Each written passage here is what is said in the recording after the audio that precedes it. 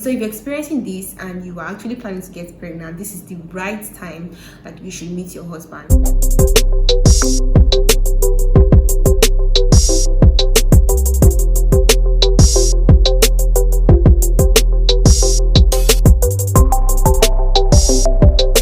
Hey guys, welcome back to my YouTube channel. If you're new here, my name is Reetahh and this is Tea Spill with Reetahh, where I talk about health, lifestyle and Christianity.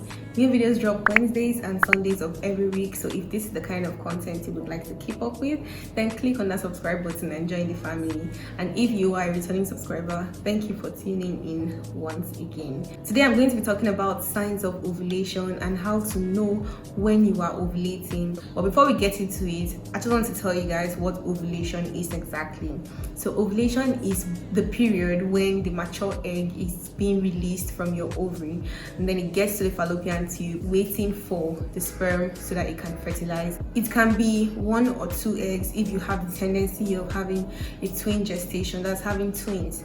But most of the time, for majority of the women, it's usually 1 egg that is being released. But then you should know that the egg doesn't stay in the fallopian tube for long. 12 to 24 hours is the period of time in which it stays there. That's why we say ovulation lasts for just 1 day.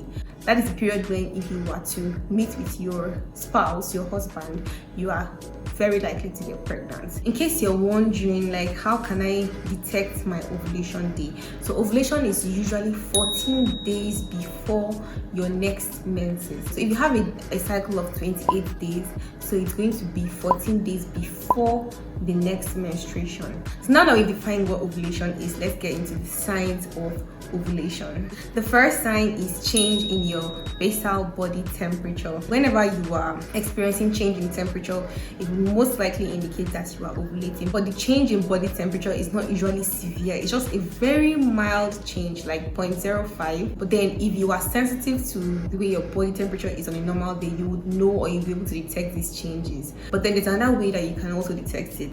You can be measuring your body temperature every morning when you wake up. The normal body temperature when you just wake up in the morning, that body temperature is your basal body temperature. You have your own personal thermometer.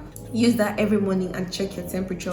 When it is towards the period when you are ovulating, you will notice that change in the temperature reading. It's not going to be the same as it has always been the other times when you are not ovulating, and that's how you'll be able to tell the difference. Next is breast tenderness. Now, what do I mean by breast tenderness? Like when you touch your breast, you feel some kind of little pain when you're touching it.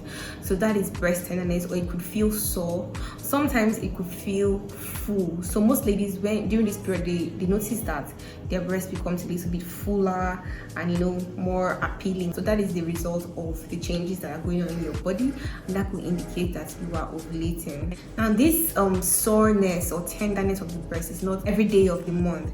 No, it's just like during a particular period. That is when you're ovulating. So if you're always feeling breast pain or tenderness or soreness of your breast, then I think you should see a gynecologist. Next one is a change in your cervical mucus. This is like one of the main signs of ovulation. So during this period, there's always an increase in the cervical mucus and the texture usually changes. When you are ovulating, there's a kind of discharge that is being produced, and you will know that, okay, you are ovulating, and it's usually slippery and like egg white. When you break your egg, you have the yolk and you have the egg white. So that slippery white part, that is how the cervical mucus usually looks like. So when you try to use your finger to touch it and try stretching it, it's a little bit stretchy. So that is the texture of the cervical mucus. That is what you would see when you are ovulating. Nausea and headaches. Now not all ladies, some ladies experience nausea and headaches. Headaches can indicate so many other things. So it might not exactly mean that you are ovulating. This is just a sign, and it can be accompanied with other signs that I am still going to be mentioning. If you notice that this is consistent every time you're ovulating, you notice that these things are consistent, then you're like, okay, this is your own body telling you that, okay, this is the way I'm going to respond to this is the period I am ovulating. Next, we have heightened sense of smell. Now most ladies during this period, their sense of smell is always very sharp, and they can perceive anything. They come into your room and the first thing, like, who is eating so, or who is frying this. So it could be smell, it could also be taste. Some women usually crave for a lot of things during this period. Notice that you have certain kinds of cravings. You're craving for chocolate, craving for ice cream, craving for pizza, craving. You have this increased appetite, increased cravings, and you just want to eat.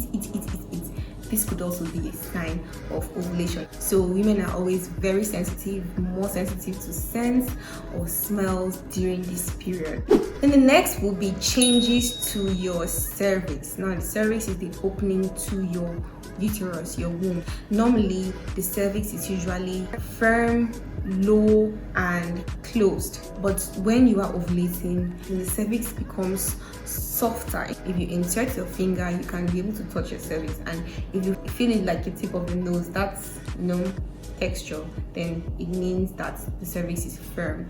But if it touches and it feels soft like your lip, then it means that your cervix is going through certain changes, and yes, you are ovulating during that period. So it becomes softer, it becomes higher, and it becomes more open. So this is your body saying, oh yeah, I am ready. Next would be mild spotting. Spotting as in there's this pinkish kind of discharge, kind of like imitating that of menstruation, but then it is not menstruation, it's just you spotting during your ovulation. So, and it's not really noticeable, it's just very little quantities, and this is because of the release of the egg. So if you're noticing this spotting, then it's okay, it's normal as far as it is in small quantities. So if it is too much, then it's a problem. You need to see an obs and gynae. Cramping. Now ovulation cramps are those kind of cramps that you feel when you're menstruating, but this time around it's when you are ovulating. So you feel mild cramps on your lower abdomen or in that your pelvic region.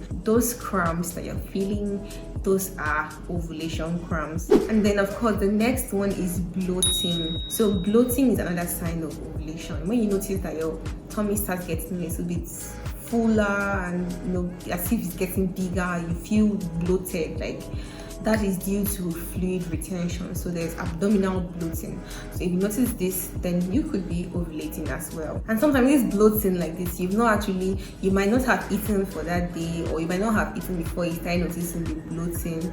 It just comes, Some people might start thinking that, oh, you're pregnant. It's just bloating, and after a while it's going to go down. Next would be swelling of the vulva. Swelling of the vulva is also another sign, but it's not really noticeable by people that are not sensitive to their bodies. So women that are sensitive to their bodies, they are able to detect when their vulva starts getting a little bit swollen. But if you don't understand your body, you will not be able to detect this. So this is another sign of ovulation. And then the final one is increased sex drive. So this is your body telling you that, oh yeah, now we are ready, we've released egg. So your body starts sending signals to you, and then you now start having this increased sexual urge. So if you're experiencing this and you are actually planning to get pregnant, this is the right time that you should meet your husband. But if you're not planning to have babies, then this is the time when you should avoid your husband or to use certain protection so that you don't get pregnant. Another thing I would like to add is that you could get an ovulation kit.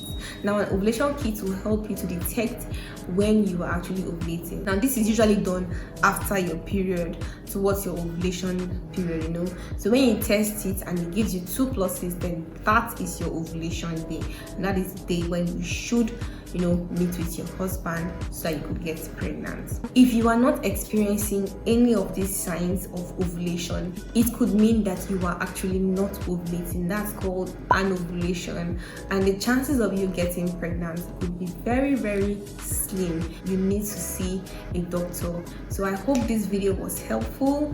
I hope you now know how to tell when your body is going through that phase. Thank you for staying till the end. Please like this video, subscribe to my channel if you've not done that already, so you can see more videos like this, and also share this video with your friends. Don't forget to drop a comment as well. Thank you, and I'll see you guys in my next video. Bye.